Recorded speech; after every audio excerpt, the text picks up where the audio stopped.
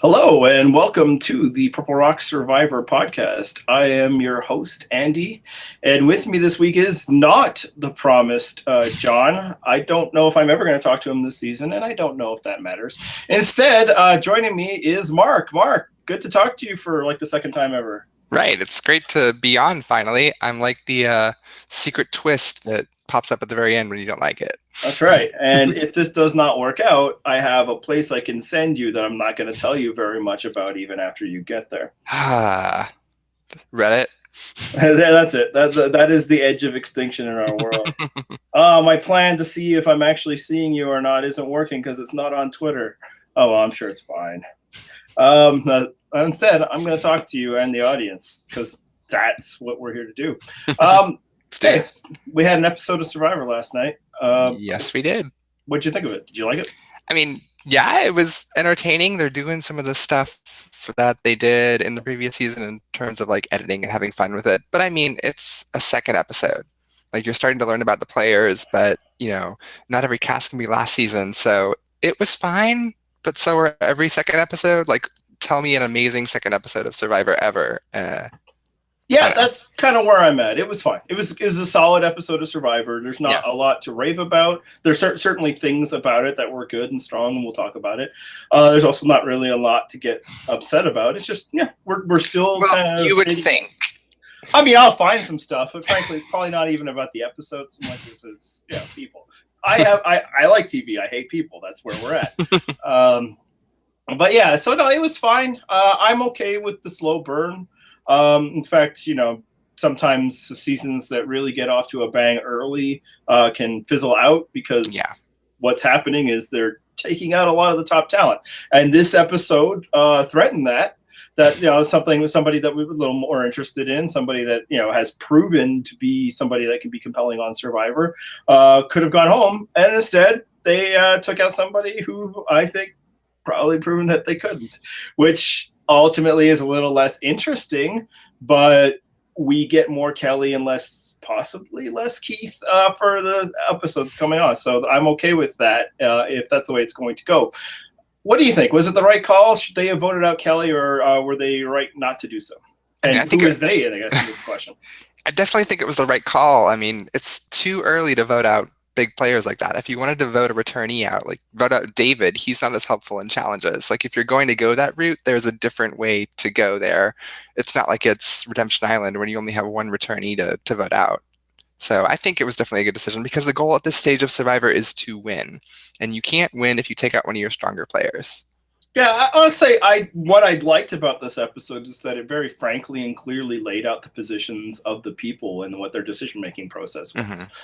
To the degree it was like, I don't buy it's Kelly because you're telling me too much.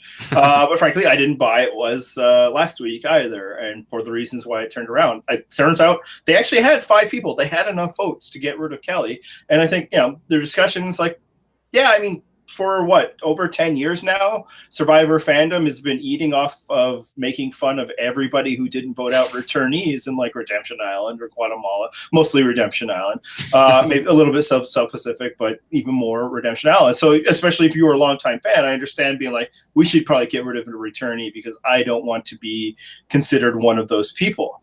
So I understand why they were talking about it, and they had 5 votes, but this is also why I didn't think it would happen. Yeah, okay, you have 5 votes, but you're going to leave Lauren in a lurch, who's somebody I think they otherwise would like to work with. And I don't think they were going to do it without that other vote, or at least Chris was not going to do it. I believe that's the name, right? Yeah. He wanted War Dog's approval as well because it's a bigger move. It's a big move taking out Kelly, and it can cascade into other moves. So I don't think they wanted to do it just with the bare minimum number of votes they would require, especially because that would then put them leaning on people like Keith and Wendy as core parts of their alliance. I don't know if they want that. So I think the discussion of whether to vote her out was strong, but I think War Dog. And I've called him by the name he wants us to call twice. That wasn't my plan. I think he made really good arguments, especially if you are the War Dog, which is, the shield argument, which, is very common and it applies to him, but more just than just shields. you don't want to start this battle early if you're the type of person who will become a casualty of it. And I think we've seen that a lot in recent seasons. People are Yeah, more gamers, more survivors. absolutely. And they're like, oh, we got to get rid of this threat. We got to get rid of this threat. Well, then what you lead with is either everybody going after threats, which is eventually going to be you if you're somebody who currently is proactive about voting somebody out. Just by that very nature of that action, you will become a threat. But also, it leaves a lot of trash-ass Survivor players hanging around in the second part of the season to become, votes that can take people out. So yeah, and then worse so for us, trash ass people on my TV to ruin television seasons. But just from like whether it was a smart decision or not, I think War Dog was right. I don't want to go down this avenue just yet. Winning or losing, I don't know if their tribe is going to be strong enough to beat a Joe-led tribe anyway. But I mean, they got to feel like that. They can't just come out and say that. But more, it's just like, yeah, if we take out Kelly now, what's to prevent people from coming after you and me a little earlier than they should, Chris? What'd you think of that? I mean, definitely, if you're going to take out all the strong players and leave the trash-ass people, you get game changers, but with people you don't know, so it's even worse because there's nobody you're invested in. Yeah, and Game Changers was the big signal shift on this, and that everybody that was awesome went early, and then it was just a bunch of sucky people around. Yeah. Or a few stronger players, but were so vastly outnumbered they were fairly neutered, including a player this season who we'll get to, maybe not doing so well. And then I think we saw it again in, I don't remember what the season is called, but the Wendell winning season. Yeah, Ghost Island. Ghost Island, where a lot of bigger names went out in the pre-merge, and so then it was just like Dom and Wendell could just herd these goats wherever they want, and that worked out for Dom and well, it worked out mostly for Wendell, but Dom and Wendell because they did tie. But it didn't work out for anybody else who would have been considered somewhat threatening because that was the modus operandi of the season was we got to get out threats. We got to get out threats. So I think there's a lot to be said to the idea of let's slow the roll on that because Survivors always had it in their structure that at a certain point in the game threats are going to be targeted. You don't necessarily need to start that early unless you are somebody who is not going to be a threat, or you're somebody who needs to take out those threats early because otherwise you would not win. If you're one of, you're a Sarah Lucina or something like that. And so that's why it made sense why like a Rick or a David would be talking that way. And it certainly makes sense why a Wendy would be talking that way.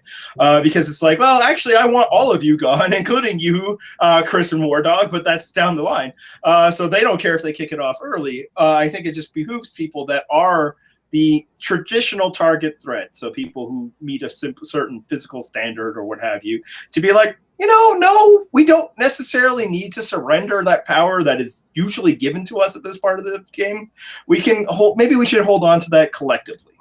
I mean, at the very earliest, you start targeting them at a swap or like close to the merge, but not this early. The whole point is like you have to win challenges. You have to get supplies to survive unless you have Joe on your tribe to fish forever. So I don't know. I don't understand this whole backlash to this idea. Now, I do like that they're discussing getting rid of Kelly, and the other tribe is discussing. There's nothing wrong with Aubrey. Pitching the idea, but don't actually do it. Yeah, and if they had a stronger tribe, then maybe you can do that because Kelly I think is a solid contributor to camp, but she's not Joe or anything like that. Like I also understand you don't target Joe. We've discussed the reasons why, but you do discuss that you're going to do it later, and that seems to be like right now. It seems like the other tribe has a pretty good handle on what to do with their returnees and what to do with Joe. They're letting Joe do the things that helps everybody, but they're not letting him in on the major discussions. From the impression that I'm getting. So yeah, I like that they're discussing it, but when you have somebody as weak as Keith, who's somebody who's already isolated themselves like Wendy, you probably should just get rid of them because they're also people that could hurt you if they survive later in the game. Right now, they're not threatening because they're outsiders, but the fact that they're outsiders could become a threat later when another group is like, hey, you want inside somewhere.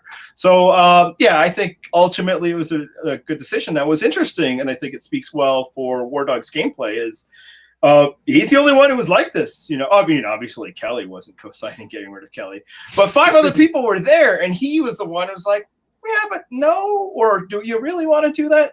And apparently that was enough. So that speaks pretty well for him. He's nice in the middle between like the Kelly camp and the rejects camp. Mm-hmm. So I think he kind of has a lot of sway whether they do it or not. So, do you have an issue with them voting out Keith? Was this No, no. The whole point is to win challenges and get further in the game. It's been like that since season 1. So if anyone is offended that they voted out a guy who can't swim, now I do think there's a distinction between a Wendy and a Keith, because Wendy is just desperate. Now that she's alone, you can put her on any alliance. She'll just be a solid number, especially someone who's as loyal as that. But Keith can't do the challenges. He can't do anything. And that's not a knock on him as a person. That's a knock on his performance in challenges, which is the whole point of the pre-merge. Yeah, and frankly, this goes beyond swimming, because for the swimming portion, it looks bad, but they were right there when it came time to get to the snake. They weren't really that far behind. And yeah, also, there's always a puzzle or something. Yeah, and it's actually weird that they've had 2 challenges back to back that have swimming. They actually don't usually do a lot of swimming challenges because the water in Fiji tends to be rough for filming.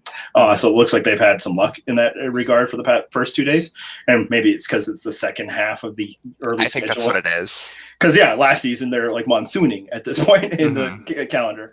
But, yeah, so it wasn't even that. It was that he sucked at every aspect of the challenge. Like when it's time to lift the snake out, he couldn't even get his hands on it. Like just look useful. Climb the ladder and look like you're pulling, even if, your little spindly arms aren't actually going to add that much strength to it. When you're pulling it through the ground under the maze or whatever, he wasn't even touching the thing, and people were noticing. That's how big a drain. And then obviously his big failure in ring toss, which I'm almost like, that's the sort of failure I'm a little more forgiving on, because it's like, at least you tried. But you tried too many times. Exactly. Like you throw once or twice and then you say, I can't do this, and you step back. Like, you don't keep going. Yeah, I brought this up last year. I think more people need to understand the strong value in quitting. They need to understand, like, sometimes you need to take an honest assessment of your stock, and like, this ain't happening for me, and I need somebody else. And I understand, like, you're in that position. For one, it's probably so much faster when you're doing it than how it presents to us as on TV. And then it's just like, I'm getting closer, or at least I got to get one, or I'll completely fail. But it's like, yeah, you've already failed. You're just compounding the loss further. But yeah, he was awful in every element of that. Of that competition, enough for everybody to be like, man, it's got, like, it was enough for the target to completely move off Wendy. And you say, she's desperate enough to join another alliance, but she's still, I mean, most likely, I guess we didn't see her vote, but almost most sleuthing has determined that she was the vote for Kelly. She still won't vote with the whole group, man. Like, she still has that, I can't write somebody's name down business, which, I mean, I guess we're probably run out of the people she's now sworn that loyalty to, but it's still a bad look. Because at some point it's like, are you playing ball or not? Like, you're not, pitching against me, but I'd like somebody who, will, more baseball metaphor to finish that off. But yeah, I'm just excited for Wendy to actually go to Extinction Island at some point, raise the sail, and write Kelly on the on the cloth there. Yeah, no, she really seems to have it in for Kelly, and I guess in some ways it's like bold strategy, Cotton, that your method for digging yourself out of the bottom is to go after one of the biggest fish. Usually, the easier way is, hey, not me, that other sucky person. How about them? But no, she's like, no. I only swing for the fences, no bunts. But yeah, and the other thing with Keith that I think really needs to be pointed out, besides his utter failure in all physical competition, is he is a child. Remember how we usually have no patience or time for children on Survivor? I don't know why everybody's forgotten that. He's 19 years old. Yes, so that's also will help explain why he might not be that useful, even from like a social standpoint. There's obviously the more obvious reason why he is shut out socially, but like, nobody cared when Jessica, the 19-year-old, goes home. Like, we generally, as a Survivor community, especially one established by like super old people, recognize that teenagers on Survivor kind of suck. And that wasn't untrue in this situation. Yeah, definitely. And I mean, I guess people forgot because they didn't have a beer reward to like withhold from him yet. But yeah, the dude's very young, which speaks to his reaction later on, which we might get to. But the reason he was dumbfounded is because he's dumb. But that's not a bad thing. He's a kid. Yeah, and that's why he was like, hey, I need a mama figure and all that. Yeah, he's a boy, and not a particularly accomplished one. At least if you could have like a young boy like a Michael Yerger who like is physical, then it's like, okay, cool for challenges, or and then sometimes if your tribe goes on long enough, the young boy can help just because like it's not going to be a threat near the end. But it's just like, no, he probably shouldn't have been out there. And I think maybe another reason why people are forgetting that he's 19 is he goes to Duke, and that sounds impressive because it is, but also because he called himself pre-med, which is just really a fancy way of saying undergrad. I mean, I'm sure he's incredibly smart academically. I'm not sure that's also very valuable necessarily in Survivor. But yeah, it's like a 19-year-old kid who was struggling in every aspect of Survivor. At some point, you just got to be like, hey, it ain't happening. It's time for you to go. In fact, we don't even know if he came to that conclusion because, haha, to be continued. I mean, nothing would make me happier if we stopped casting under 21s. Like, I know it's just a couple of years, but those couple of years of maturity make a big difference. And I think you're wasting a slot for the thousands of people that apply for the novelty of a college kid going on Survivor. Yeah, and that novelty is dying down. Like, once you had Will Wall, like, just right out of high school. Okay, it's like, okay, so I don't know if you can get younger. The arms race of getting younger seems to be. And then, they found a little bit of novelty in, Michael, because he didn't at all look the age that he was. Right. So that was like, oh, I guess he actually can fool somebody. That's kind of interesting. But now it's like, yeah, I don't know what you're getting out of this, other than the fact that this is a show that's incredibly popular with families and young demographics. So it makes sense to throw somebody that age. But yeah, it's like, imagine you're like adults. We're adults. You're a younger adult than I am, but we're still adults. Imagine going to work with somebody who's 19. And again, in your professional setting, if you're working like, in a retail setting or something like that, then maybe you have that. In fact, maybe you have an even better perspective. It's like, oh God, it's annoying as fuck. But yeah, children don't really belong in the workplace amongst adults. Yeah, that's why they're interns. Yeah, and usually they go eat lunch with their other interns, and they talk, and you shuffle them off to weird jobs, and they whine about things because they're still getting used to the responsibilities of work. And I know we might have one or two young people listening, although most of them have gotten older. So like, it's like they might have been really young a couple of seasons ago, and now they're starting to realize, oh man, I'm getting older. It's just a big jump. And the reason why old people like me can talk about that is, unlike you, I've been both old currently and young before. You've only been young before, so you don't get to see what's going on. And since the median age of survivors, late 20s, early 30s, that's a tough hang for a 19-year-old. And I think we saw that with Keith, especially added to the fact that he was so physically incapable. So yeah, that's the kind of guy you need to just kind of let go at this stage of the game. And I'm not disappointed that the season they're doing that so far, because that'll lead to more interesting choices later, hopefully.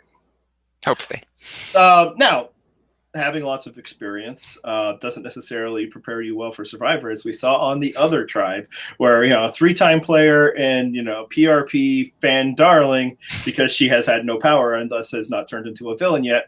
Aubrey is not doing so well over there. What did you think about the scene that really showed all of the ways that she tried and failed to connect with her tribe mates? I thought it was perfect. It's kind of continuing the editing, creativity that they had from last season and splicing different things together and trying different ways to kind of frame the situation. But also, it's like when you say, I'm in the perfect position, I'll never get voted out. If you give them something, they will hang you with it. And I think her telling the exact same story to 8 other people was the perfect invite once that conversation was picked up on tape to splice that together. So she recognizes it, and she gets what she reaps what she sows. She's lucky that they'll never have to lose an immunity because Joe's on their tribe, so she's good for a couple of weeks. But I did actually see today that there is a secret confessional on YouTube that she did that she actually recognizes that she might have played a little bit too hard. So maybe this is her lowest point, kind of like her first time. Yeah, and I agree wholeheartedly that was just a tremendous segment, just edited together really well, and yeah, extending what we saw last season. That they're playing a few more games. It seems like they found a few more notes in their bag when it comes to relating these stories, because yeah, intersplicing several different people's reactions as they were telling, like, man, can you get a load of what Aubrey's doing? Now, I do want to say one thing in her defense. That sort of thing probably happens all the time on Survivor, with telling the same things to different people. So many people's games in Survivor could have been blown up so easily if just two people talked and shared and compared stories. Tyson was always dangling over this rope. I'm sure Boston Rob had this issue, although he came up with the fun plan of never talk to anybody, and it worked. And I think for her, as the returnee, you're a topic of conversation in a way that other people aren't. So that's, I think, how she gets busted. Whereas, pick a name out from somebody else from that tribe. It's possible Gavin is also coming up to people with similar lines throughout. Or hey, Nick last season was doing the nickname bit with everybody, and it worked for him because nobody else is going like, hey, get a load of Nick with these nicknames. But with Aubrey, that's somebody they want to talk about because she's somebody that they saw on their TV. Now, I do also think it does speak to a fact that it's not working at all with any of them. Because if it had connected with somebody, they probably wouldn't have been like, oh, man, you would get a load of Aubrey saying those things. You would have seen more like maybe one of them being like, man, Aubrey's saying all this stuff to me. And then somebody would be like, me too. Like they would feel like just that dawn of realization because it had worked for them. Aubrey had actually won over. So I do think she is failing in her attempt to win people over. But I also think that because she has profile, she doesn't get to, do the same sort of things that maybe she did in previous seasons, or that, everybody does in Survivor. Everybody says the same things. Everybody's like, you're my number one. We're going to the end together. It's just, she was something that they want to talk about. I mean, you saw that on the other tribe with David and Rick talking. Like they're like, we'll go to the finals, and they kind of had fun with it. So if you spin it a little bit, kind of like the Nick thing, and you like have fun with it, it's not as threatening as, what do you guys think about returnees? Tell me right now. Yeah. And yeah, I think that, and also was weird, and this is coming from her own mouth, where she's like, oh no, I had the thought and now it's escaped. But basically, she didn't like that they were the love camp, and that I think it's good to go to tribal council, which is weird given that her very last experience was going up, their tribe went to tribal council twice, and she was basically on the outside from that point on in the game throughout, right? She was never in the good graces of Sandra, and she was just clawing and trying to find something, and thought she had something with Malcolm, and then that was taken away. So it's like, man, you should not want this. It went bad for you last time, and frankly, the tribe that was getting along better did better. That's how like Culpepper and all of them were able to build like a base and stuff. So it was weird that her thing was like, I want to go early, because it's like, man, that failed miserably for you last time. But maybe she's thinking it's not going to happen this time. I mean, maybe she just plays better as an underdog instead of a looming threat. Maybe. We'll see, because she certainly is one, Whereas for Kelly, it's like, yeah, it's too big a move for where that group was at this time. For the other group, yeah, get rid of Aubrey. You don't need her at all.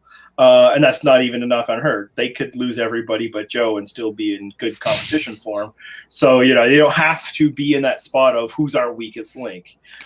They've proven that they can excel with any link on their current chain. Losing everybody but Joe was the rejected subtitle for this season. It's the subtext, I think, which is that's what the edge of Extinction is, because apparently we're not calling it Extinction Island, or at least Survivor isn't. Maybe we as a community will. Time will tell. All right, so another big event of this season was or this episode. I think the biggest probably segment was idol finding, discussions of idols, and Lauren found an idol. What did you think of that scene? I mean, good for her for hiding it in the sand. I don't know. I hope that was strictly for TV, because it's so bad. Just like, hey, the sand's so easy to dig here because it's wet. No. Yeah. I'm actually rewatching Lost right now, and there's some couple of comments about the tide coming in, and that's immediately what I thought of when she buried in the sand, and I'm like, that's gonna be hilarious when some seagull just like comes and grabs that same seagull from that one confessional comes in and grabs the idol. Which speaking of this idol hunt and that confessional, I think the build up to her finding it was more interesting than her finding it because I don't know. Yeah, and then it's just kind of like She's not like a big character yet, so we don't know what she's gonna do with it. But I think the talking about women finding idols and everybody looking, and then the women going like, "Oh, why can't we find it?" And then on the other tribe, the woman finds the idol is very interesting in terms of sequencing and stuff, which I'll get to shortly. But I actually had an interesting thought throughout the whole episode. I was sure of how this was going to end. She was going to find the idol, she was going to use it on Kelly, and that was going to be the blind side. And it didn't happen, and I'm kind of sad. Yeah, I mean, I hope for her sake that she doesn't have any plans to use it on Kelly. But yeah, I see more. Yeah, some people had that idea. Maybe you were the first to introduce it because I come to comments afterwards. But yeah, that certainly could be a thing. She certainly talks up her long-term idol, Kelly Wentworth, which is like, is that possible? It's kind of. I guess it's possible. That's very weird to me. But even if she's a college student, Cambodia was what, 4 years ago? Like, what is your childhood when you're 17? Like, that was really weird, the timing on that. Yeah. Now, obviously, people change the things they say to fit the narrative that the producers are pushing for. But I also kind of get the impression that's a little genuine. And the thing that you have to remember, a lot of people have to remember, is people don't come to the show linearly as much, or really you can't unless you were. So many people now discover it some means or another, and then kind of either just pick up from there, or they go back and they might go back to the beginning, watch all, or they piecemeal it. Like that's how Survivor fandom is now. And that's how it goes when you're younger than the show itself, or practically younger in some cases. That's such a weird thought. I know. I've been watching it since not day one. I skipped it for the first couple weeks because the entire idea of reality television is a thing. But I started at that season, and then luckily because it became such a phenomenon, they reran the whole thing in the middle. So yeah, that's my fandom, and it's been constant ever since. But again, I am incredibly old. I've been around for a long. It's not the truth for Lauren, so it could just be like she just started watching Survivor right around that time, and Kelly made a big impression. And then maybe she went back and watched Parvati's seasons. Or it also could be that, she knows that they want her to say these things about Kelly, and Parvati is the one that all attractive women are compared to. I don't know. It could be any of those things. I don't want to cast aspersions on her fandom. I'm not that guy on the internet who's like, oh, you're a fan of this, huh? Tell me, this a very obscure trivia note, or I'll call you fake. It could be legitimate. I pulled the same thing on Atlanta Natives, so I get it. That's it. Represent. I got that right there for you. Nice, thanks. But so it's just weird for longer term fans to be hearing that, like, Kelly Wentworth is now legendary long term, my Survivor hero. I mean, I frankly, it's a little surprising to me that it's been that long since she was introduced to us. She feels like somebody that's only been around for a couple of years, but time passes. And I mean, I had to actually look at the year that they aired it when I was getting ready for this, so it's pretty shocking. Even more shocking to an old person like you, if they keep casting 18 and 19-year-olds, there will be people on the next 2 seasons that were born after the show premiered. Yes, that's going to happen. It's terrifying. There will be people who biologically, I mean, I guess there actually already is on this season that could be my children, the march of time is unforgiving, I suppose. It's just and maybe on a positive note, it speaks to the strength of this show and the way that it can keep renewing itself and finding new audiences. So maybe that's another way. But getting back to the discussion of the idol find itself, I guess it's time to somewhat briefly talk about the women finding idols, because this is the second season in a row where it's happened, but more importantly, it's been discussed as a thing. And should be noted, it very much is a thing. These stats are staggering. I don't quite know what they are now, especially because I haven't seen updated discussions. Not that Angelina finding one while 4 other ones are found by men. I don't think it changed the ratio at all, but I believe it's at least 3 times as likely for a man to find it than a woman, maybe more than that. This is a discussion that we haven't really gotten to the show that much, and the reason is simple. I don't think it's a discussion that real interesting conclusions can be drawn by anybody who's just watching the show. You need to have been there to really answer these questions of like, why is this thing? What is preventing this from happening? Because all we can do is watch. We can't prove the negative of something not happening and why it doesn't happen. Especially when, you know, everybody's always like, well, why aren't these people looking?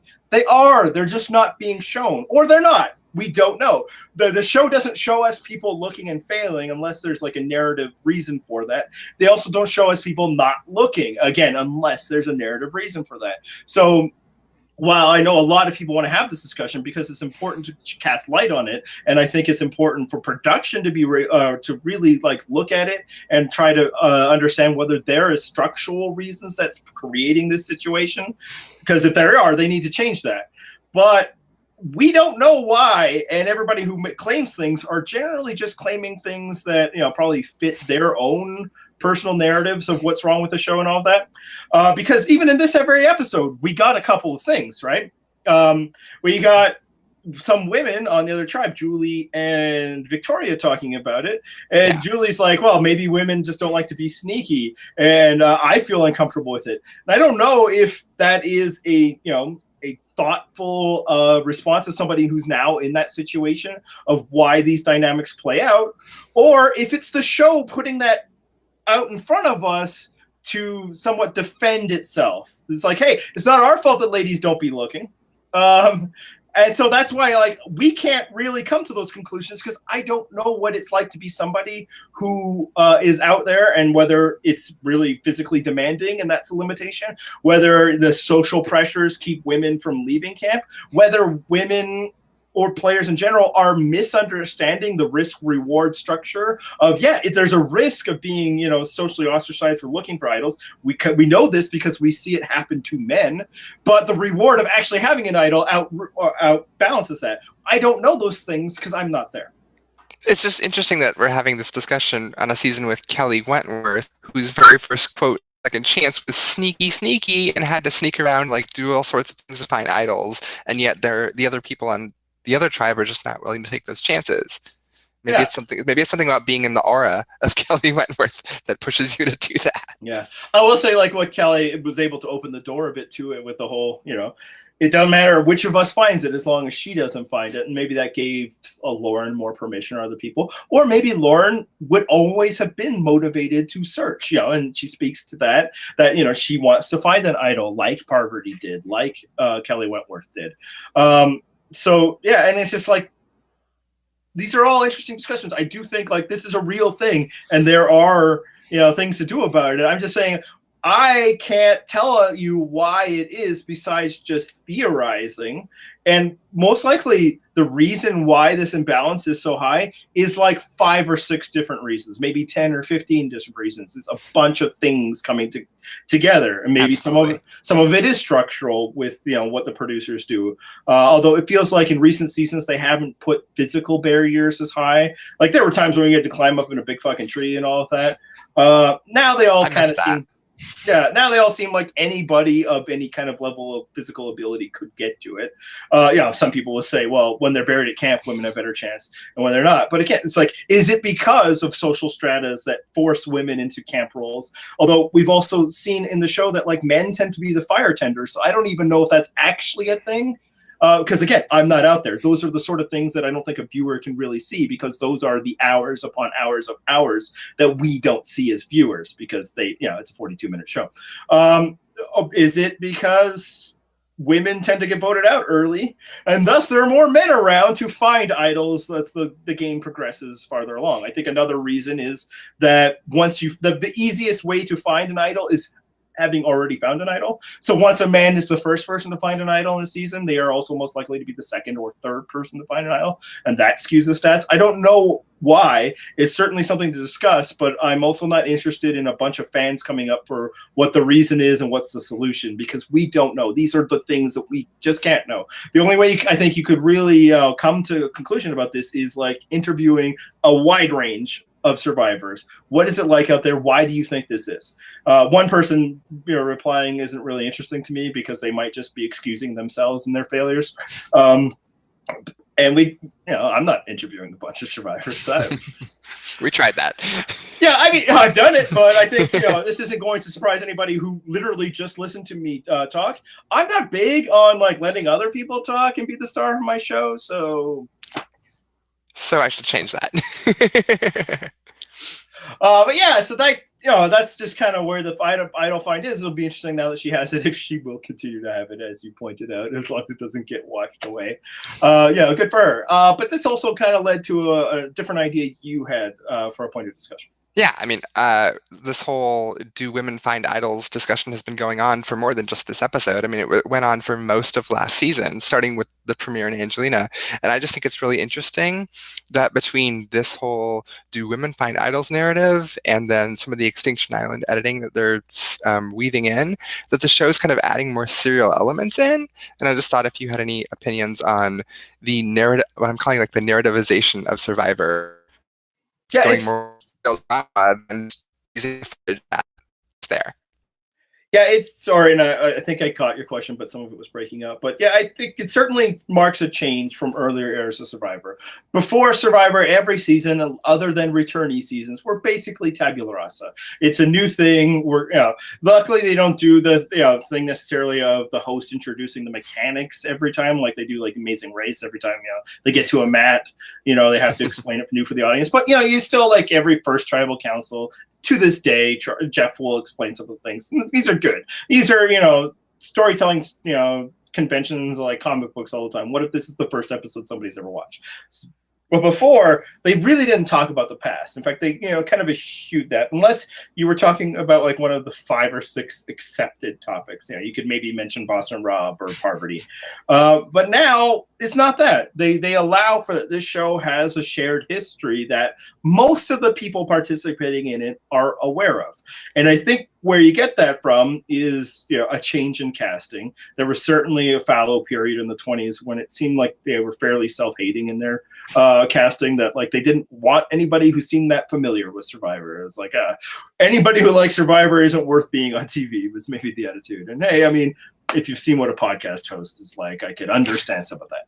But more is that I think they understand now the nature of the business is Survivor's numbers are Survivor's numbers. And they're good and they're strong and they're steady, compared to, the general drop down of all, television programming.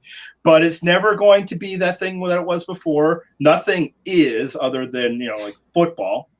And so, yeah, they also understand that, as previously discussed, there are all these avenues that they themselves control through CBS Unlimited or whatever it's called, for people to discover its past. So I think they are more comfortable with the idea that, like, we can continue threads, discussions, themes from previous seasons in a way that they weren't before, because they know that most of their audiences repeat, and if they're new, they have ways of becoming, earlier invested. And that speaks to digital. It speaks to the way people watch television now is different. If you get into something, you'll just watch a bunch of it. That wasn't a thing when Survivor started.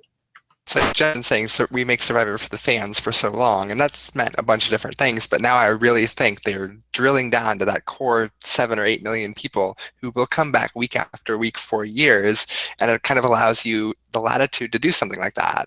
Where, it's like Lost in its later seasons, where, they could kind of go crazy because they knew the same people were watching over and over.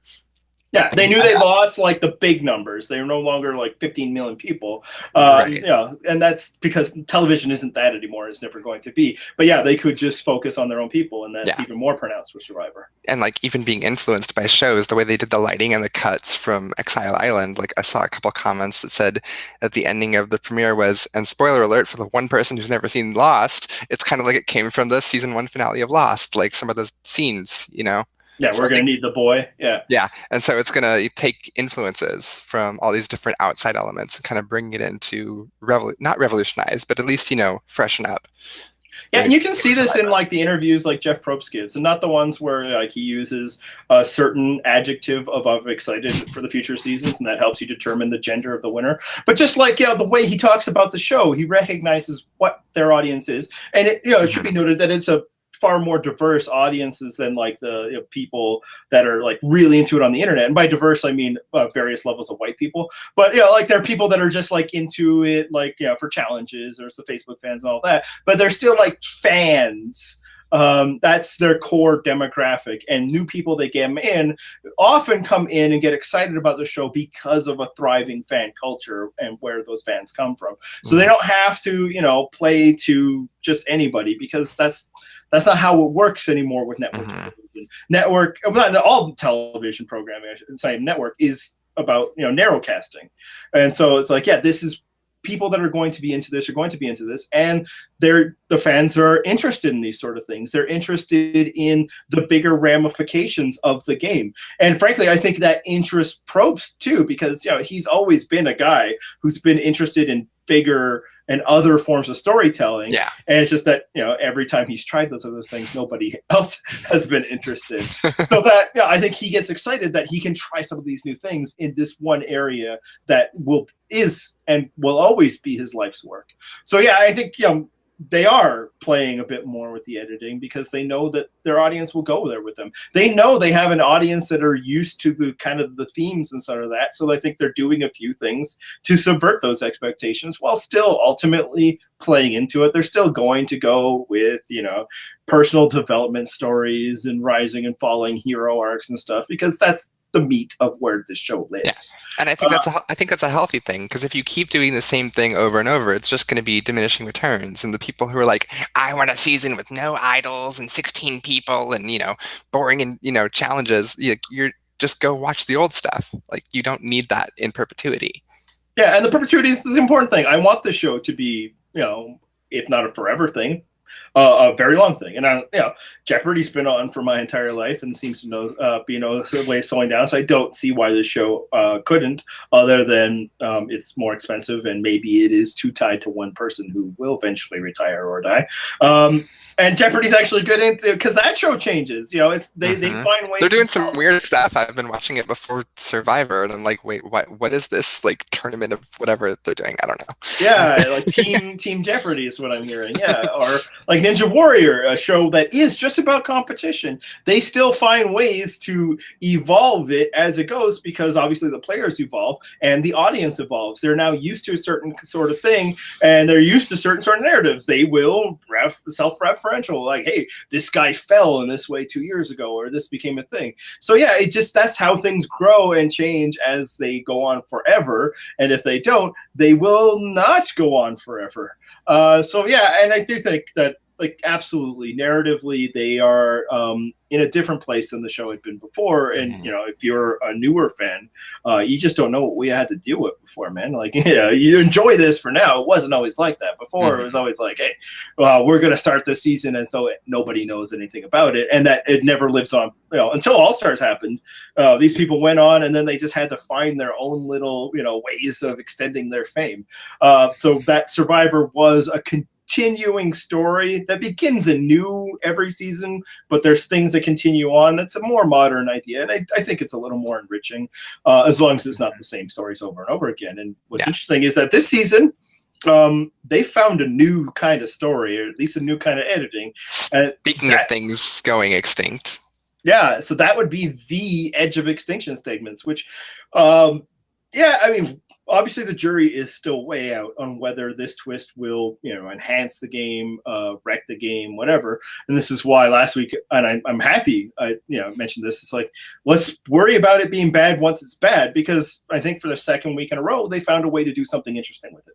Yeah, I'm definitely on board. Like, I know going in, I was really skeptical of this twist in this whole season, but so far, so good. I mean, it's only 2 weeks, but I like that they're trying something different. I like that they're focusing a little bit more on the people who were on Extinction Island, or whatever we're going to call it. I mean, it may get crowded if literally everybody goes there towards the finale, but I'm cool with it right now. Cliffhangers are a good thing, unless you're the outcasts. So I'm down. And hey, if Keith goes there, Reem will have someone to mother, and maybe we'll have another interesting storyline there. Yeah, and I think, it's also like, probably Redemption Island was a little interesting at the beginning, because it's like, this is something new. This is a newish person. Let's find out. I'll cop to the fact that I was somewhat interested in, the trials of Matt when Redemption Island first started. Now later in the season, like yada yada yada, and about probably seventh prayer to God to help him, survive this competition. That's probably he lost me there. But early on, it's like, oh man, this poor kid, and look at him battle. I thought it was a somewhat interesting storyline, as much as that season had any. And I think that's where we're at right now. Seeing Reem having to deal with this and learn about it as we're learning about it was interesting. What could become a problem later on is if it's the same thing with Exile Island. Okay, now we're just going through the paces of seeing a new person go through this when nothing new is happening. But right now it's new and it's interesting. And Keith at the end, I had no problem with it to be continued for a couple of reasons. One, I didn't really care that much if he stayed in the game or didn't. So, ending it that way is like, oh, okay, that's something new. Let's find out what happens next week. I'm not on pins and needles. I ultimately think he probably goes. But I do like that they showed the indecision, because I think for some people, and I think he's the kind of person, it's not necessarily an automatic, I'm grabbing that torch and going, because they've already found their, the survivor experience that they're aware of to be maybe a little wanting. So I can understand thinking about it. What would you do if you were, if that was you, if you were in that situation, you saw that choice? I empathize with him so much, because I would be very indecisive, like I am with everything. But I think I would go for it. Like, you don't know what it is. You don't know. I mean, you don't know if you're going back to Ponderosa and coming back later. Like, that would be nice. You don't know if you're going to be stuck down there alone, in which case you'd be like, screw this, I can quit. Like, even if there wasn't the quitting mechanism, like, you can quit the game whenever you want. Like, that's you're still inherent in the contract. Yeah, that's where I am too. So I say go for it. Like, why the hell not? Yeah, not to be hardcore, especially since I'm the guy who preaches the value of quitting. In that situation, as a fan, I'd want to know. I just want to know what this is. So I would, grab that torch and just go. But if anybody, quits on this thing, and or very future seasons, they're like, that ain't for me, I'd have no problem with that. That would not be something because you need to know your own strengths. If you're somebody who knew that like your key to winning Survivor wasn't going to be survival techniques and gutting out challenges, then maybe you're like, this ain't gonna be for me. Like, all I'm doing is delaying the inevitable in a crappy way for me. Like, I understand, it's like I had my shot at Survivor. It was the main game. This other game is never going to be one of my strengths, and I'd rather not do it. I'm totally cool with that. But right now, because it's a mystery, I want to know. I just want to, just like I can understand being a new fan and wanting to go to tribal council, even though, that's a dangerous place to be in, especially if you say it out loud, because it's like, I want to see what tribal council is. I want that experience. I can even understand, like, of course I want to win, but at least making the jury means another Survivor experience. Right. I mean, if I was swimming to Extinction Island, I would nope right out of there. But, like, why not try it? Why not go to the middle of whatever that island is, see if there's any idol or something hanging out there, and if not, just boop, okay, bye. But and again, you don't know it's an idol. As you said, you don't. Maybe you get to live it up and then go back. All it is do you want? Maybe you turn around and go to the other tribe. You don't know. I would want. Be cool. Yeah, I'd want to know. So and ultimately, I think Keith will want to know too, and that might be why they did the to be continued, because it's the only way to keep it fresh. The next thing that will keep it fresh is somebody being like, I ain't got any more. I barely survived at this point. I'm out. That I think could be interesting when it happens once. We'll see what happens when these segments start to become, more common and more something we like. A weird thing that was happening this season that a lot of people are talking about, with good reason, I think, is what I'm going to say is the confusing last namification of Rick Devens. And like, why does he get last name treatment, and how it kind of seems to break the whole taxonomy of last name status that we figured out as fans. Why do you think he gets, and do you like, or do you have opinions about him getting the last name treatment? It's kind of weird the first 15 times they're doing it, because it's only Probst doing it. Like, he's being called Rick everywhere else except in Tribal when Kelly called him Devens, and so I don't know what that was about. But I seriously think it was just cut from the intro. Like, he pulled a John Cochran, did it on the mat, was like, call me by my last name, I'm super cool, and they just forgot to put it back in because they only had an hour runtime. That's the only reason I can think of them doing this, because he's not a bro, and he's not like a scrawny nerd or a Survivor legend, so who knows? I don't like it, and there's a few reasons. First of all, I want to just kind of go over what we've kind of piece together what gets you the last name treatment from Probst. And as you say, bro. So basically, if you're a challenge beast, you get that because it's kind of like a sports guy thing, right? Like, people on sports refer to people on last names all the time. In fact, like just broadcast and fan wise, unless they have a distinctive first name, we're more likely to call them by their last name because that's what we see literally on the jersey. And then that just becomes a thing. And and if you're a hockey player, it's your last name, but with like an or an E on the end. That's every hockey nickname right there. I thought it was an eh. No, it's like, and it isn't even like the one you'd think would make more sense. Like you wouldn't be Marquee, you'd be Marker. Hockey guys really aren't that creative. And then kind of an adjoinder to that is if you are already a former athlete, like a pro athlete, then you're just going to get that right away, whether you prove the sports guy naming at all. Because again, that's like people know Jeff Kent as Kent. That's what his name was. Although often there you'll get double name. You're Jeff Kent, you're Cliff Robinson, because that's the fame. Jimmy Johnson. So that's one. Another one would be is if your last name is really fucking cool, you should go by your last name for this television show. Like Andrew is a pretty great name, maybe a little stuffy, but it's still a pretty great name. But it's not Savage. Like I wasn't ever interested in calling him Andrew, even though I think some of the best people in the world were given that name at birth. But but Savage is just cool. So if you have somebody on your show with like a name that is cool, that their last name, then you're probably going to get the last name treatment. If two people on the tribe have a same name, then one of them tends to get last name treatment or nickname treatment. That's how Wentworth became Wentworth. And Wiggles became Wiggles, although that was not something really had to deal with a lot because they never talked about or to her throughout that season. She was on that season? Apparently. Oh, and I know this because there was another Kelly. And then another one is if you have a very common first name that's already been established with like a survivor character, and I think this is why Cochran wisely did it, other than also wanting the thrill of getting that Probstian treatment. Like he was like, what, the 20th John by that point? So I understand by then you would go give somebody a last name. None of these things apply to Rick Devens. As you say, his tribe mates aren't calling him Devens. And I think if Kelly did in tribal council, it's that thing. The same reason why everybody's like, oh, yeah, sure, it's a blindside when it's not. It's like when you go to a job interview and they're starting to like throw around like, office jargon that you otherwise find like to be tiresome and stupid. You're going to use those terms too, because you clearly like that's where the discussion is going. And you want, you don't want to rock the boat. You want to be understood and heard and show them that you get it. So that could have been what was going with her calling him Devens. But like, he's not a challenge beast. He's not. The last name isn't good. In fact, it's bad in that it's like a first name, but almost like wrong. So it's not like distinctive. It's like, wait, is his name Devin? And why are you saying Devins? So like it just sounds bad. There's no other Ricks, and frankly, there aren't any famous Ricks. Like the most famous Rick before him is Cowboy Rick, but it's Cowboy Rick. It's not Rick. True. Even if you're like a newscaster and you're like, I'm Rick Devens, this is the Macon local news on W. Like you have your full name, so he should have been called Rick Devens because that's what everybody in Macon knows him as. Yeah, and that's like Jeff Kent. That's the corollary, and that's where I was thinking. It's like maybe that's how Probst got used to it because when they were thinking of casting, or maybe when they were recruiting him, they saw him do his act. Yeah, I'm Rick Devens, and here are today's headlines.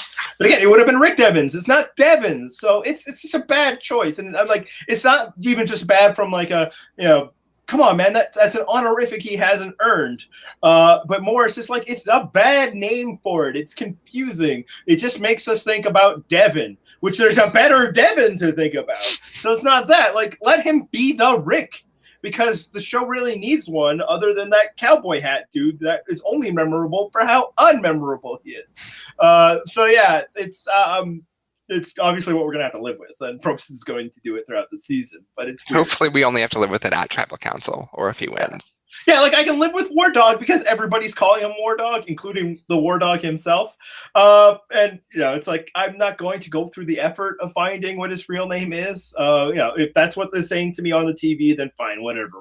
His first name is War and his last name is Dog. Come on, get with the picture. Yeah, Mr. Dog. But so that's fine. But like, as you say, he's being called Rick in one place and Devin's only in one other place. And it's like every time it takes me out for a second, like, wait, Devin? Oh, especially early now where it's like there could be a Rick and a Devin, I suppose. I don't know all these people yet. So, bad job, Probst. You wanted it too bad, I think. So who do you like so far? Probably most of the people that are going to get voted out. I am a big fan of Wendy. I think she's a really fun presence. She's got the energy. She's causing a lot of chaos that we have.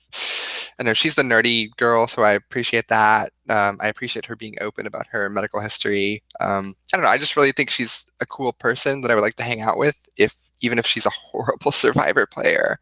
Because come on. I agree. I think she's lots of fun. She's got a great personality. All she has to do is just recognize that it's Survivor, man. And she's ready to be cutthroat against people she's against. But it's you got to be cutthroat against all. Yeah, she's the worst Diaz that's ever been on the show. That's not a high bar to clear. I'm really impressed with David's game of all the returnees. Joe's gonna Joe, Aubrey's gotta navigate some waters, and Kelly's gotta navigate the waters. But David's doing a really good job of blending in with everybody else, and I think that's kind of due to his nature. Yeah.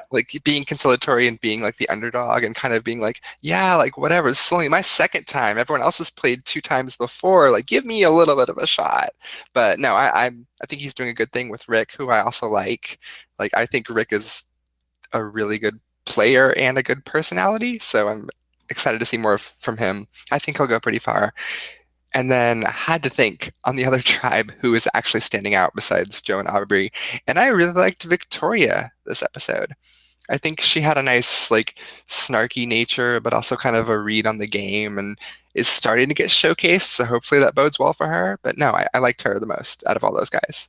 Yeah, she looks like she could have a good sense of humor from the little asides we've gotten. I will say that her response to Julie about the idol was so frustrating. When Julie's like, hey, all guys are looking for the idol, and Victoria's like, so should we follow them? No! You should look for the idol yourself! Even if you're worried about, oh man, the appearance of looking for idols. You're in the clear. That's what everybody else is doing. Now just go and do it. Nobody's going to notice that you're out looking for idols when they're out looking for idols. So that was frustrating. But yeah, I still am a fan because I'm kind of in love with her. And I think a lot of that has to do with the fact that there are deep cultural underpinnings to my Canadianness and her Anne of Green Gables, appearance that, is a very deep level that I'm not even truly understanding. So, pro her. I think Rick it's been a very interesting presence. He's, spoken about his ideas and strategies, but also he's just kind of funny and has a relaxed vibe that puts people at ease. And I think that's true of David too. And it's not just because he's the least threatening returnee, although that certainly helps. But you can just see the way people are responding to him to the point where they say things about why they need to get rid of Kelly that apply right next to him as they shift over. Yeah, and it's and it clearly means that they're either completely unaware, and I think Barbara Anderson has not a bad theory about that maybe some of these players never saw David play. But more, it's just they're not thinking of him that way, and that's to his credit.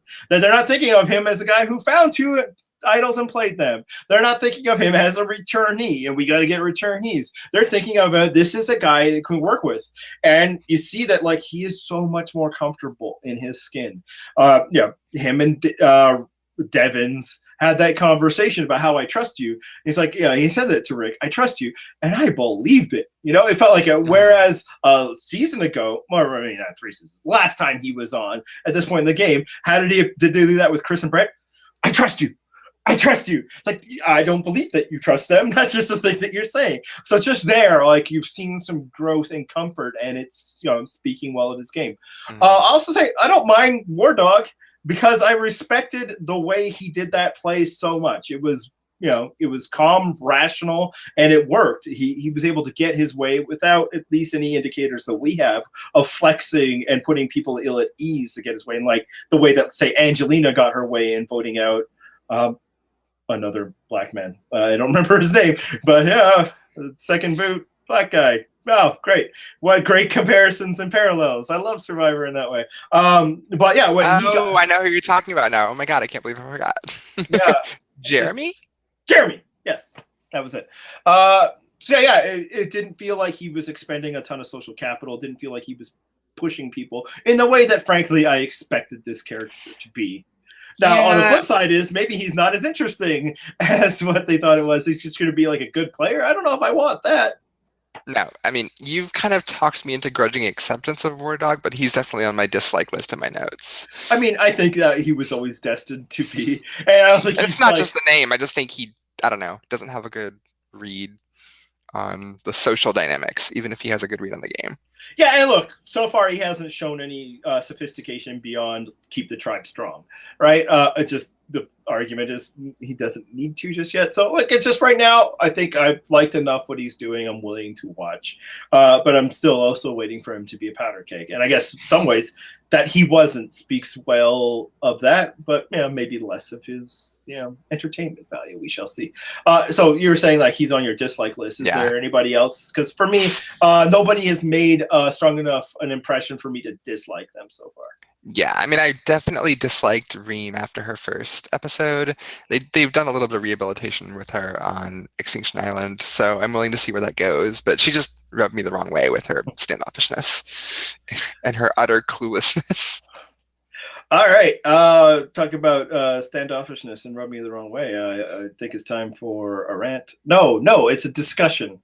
So the segment that we are going to do each episode this season is called March for Extinction, where we're going to talk about different things in Survivor, whether it be the game, the competition, the show, the fan community, which maybe need to go extinct. And we can discuss yay or nay. Does this thing need to go to extinct? And today I want to talk about the fan discussion that happens. This happened very much this season. It happens a lot when somebody can't swim, which basically is fans complaining about players who can't swim and start saying things like, if you're going to go on Survivor, you need to learn how to swim, or don't cast people on Survivor that need to go, that don't know how to swim. So I'll ask you quickly, do you think that is a topic that needs to go extinct or not?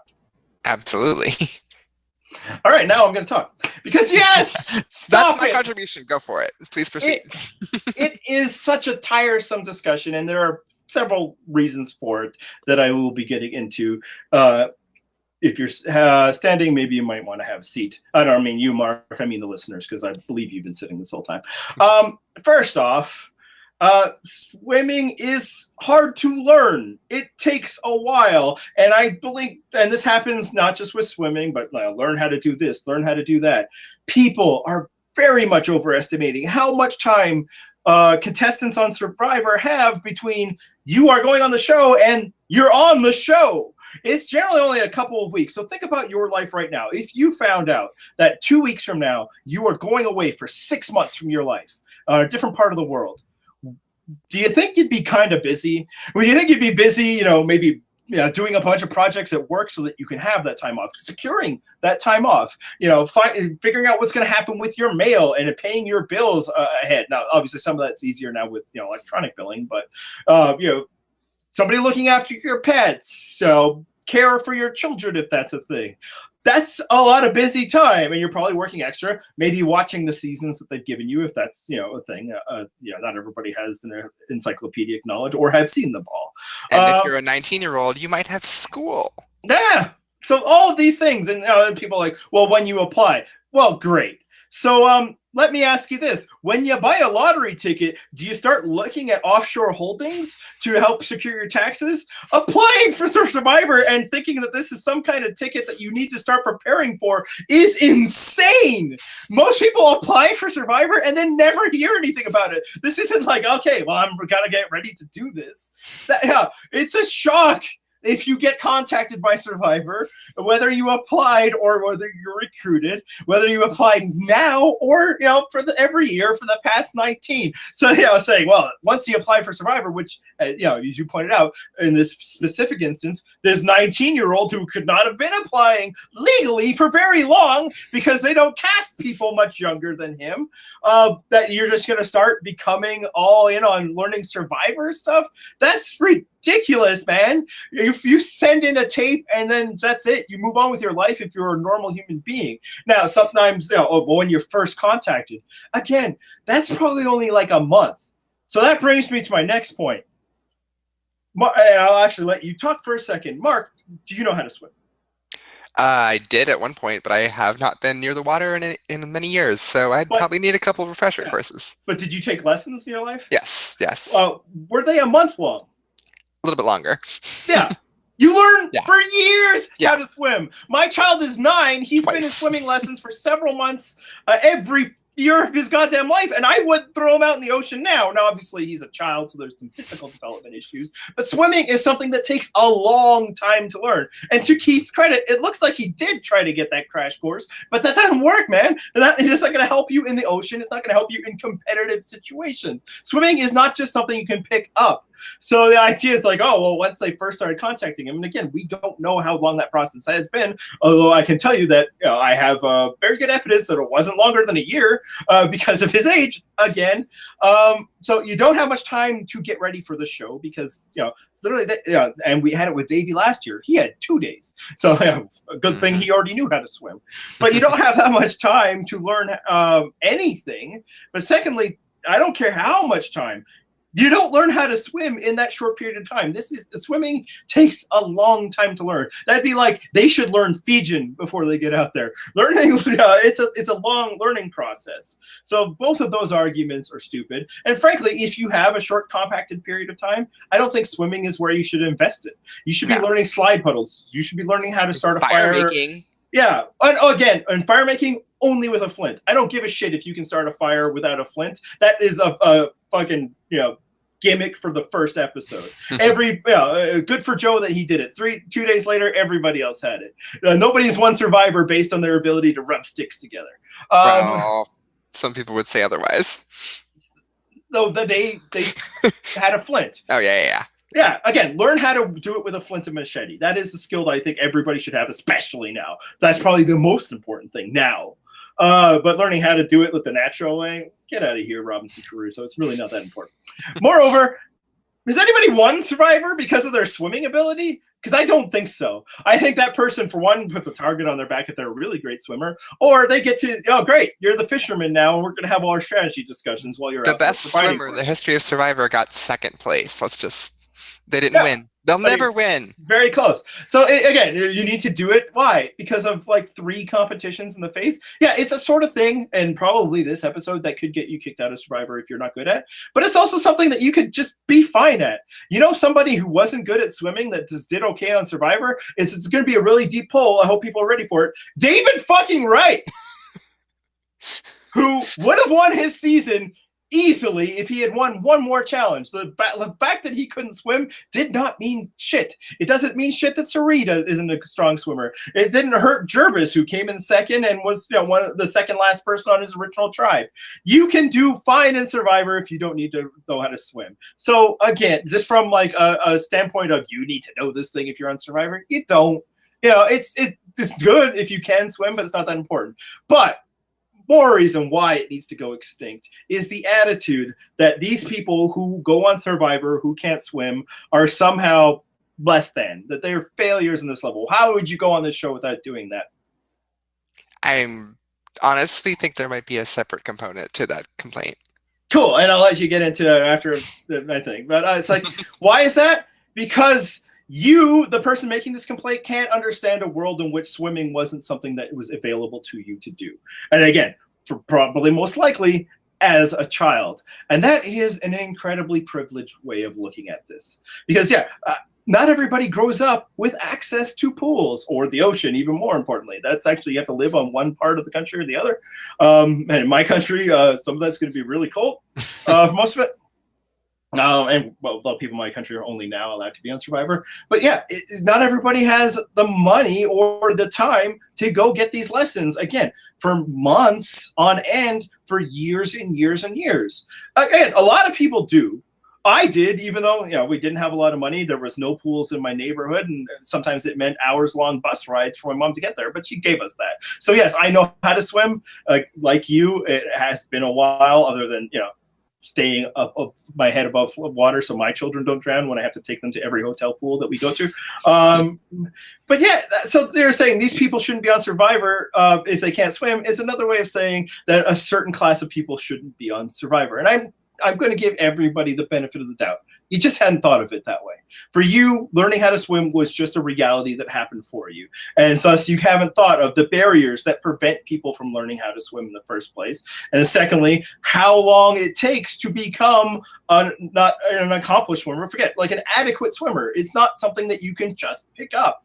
And especially because people have other things going on in their lives than training to be on this show. So think about it that way. This is just you're showing your privilege when you say that it's dumb that these people can't learn how to swim. They should just learn how to swim. It's not easy to do, and most of us who know how to swim is because we were lucky to be taught. Sorry, you had a different perspective. I mean, I pretty much agree. Like the class issue can tie into other demographic issues, and I'm not bringing that up, but it's definitely a reality that people don't need to think about. And I mean, I don't know. You said it pretty well. Yeah, and like this isn't quite on the same level of like Stacy in Fiji looking down on Dreams because he didn't know how to French press worked, and it's certainly not as extreme as somebody like turning their nose up at somebody not knowing how to ski because everybody knows that skiing is expensive. But that's what is snow? Exactly, and that's another point. Yeah, some people don't grow up around this stuff. And it's like, yeah, well, then why go on a survival show around water? Again, because this is not a survival show, and it's so weird that people, otherwise, like internet-y fans, become like so hardcore about this, man. Like, Sam Diaz a strong swimmer? I think the answer is nobody knows because it's not important.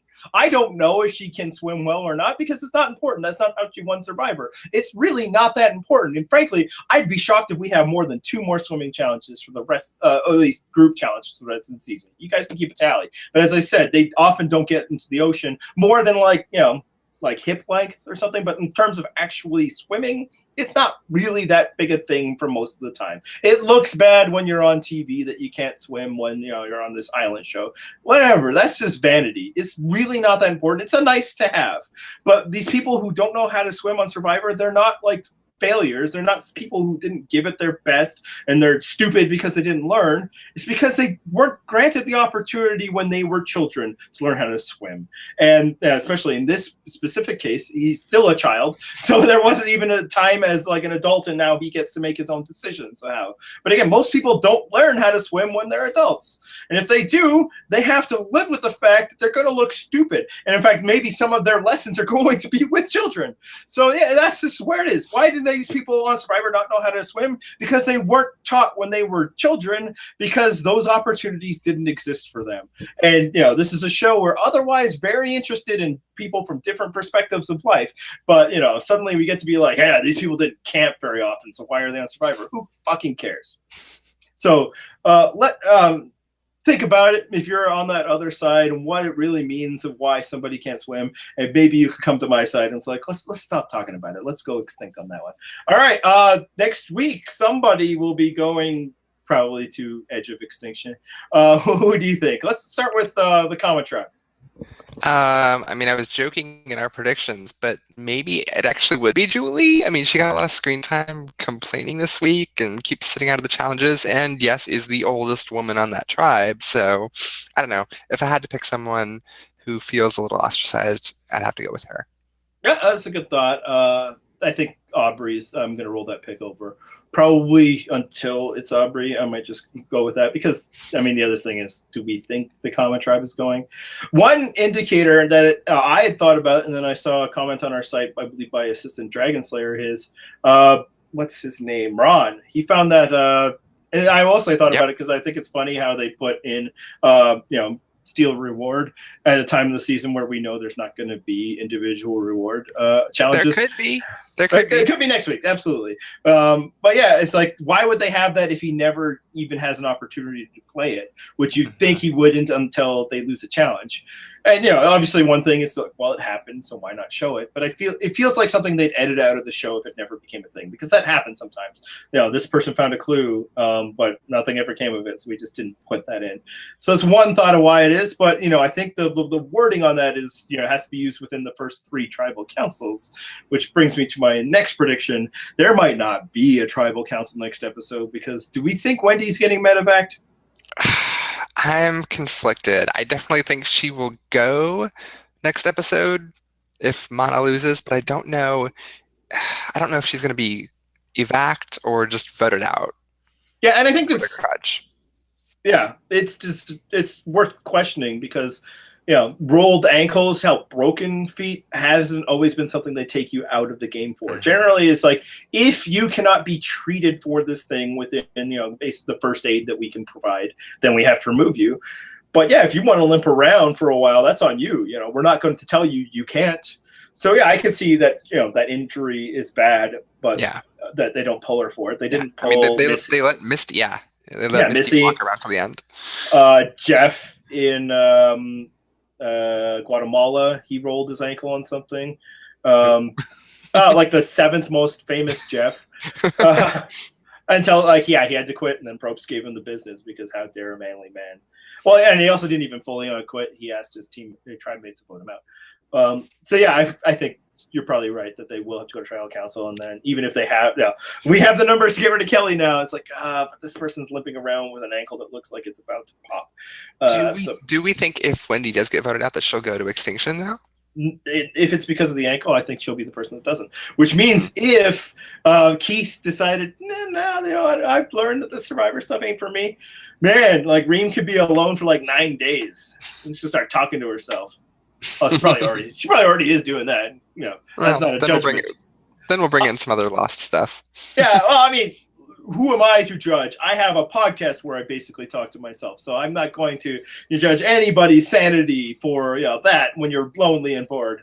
But yeah, so I got Aubrey and Wendy, and you have Wendy too, right? Yeah. All right. Anything else for this show? I think that's it. Okay. So you can see discussions about this show, both the show, the podcast, the show Survivor, on our website at www.purplerockpodcast.com. You can see wonderful designs, just amazing logos and all of that.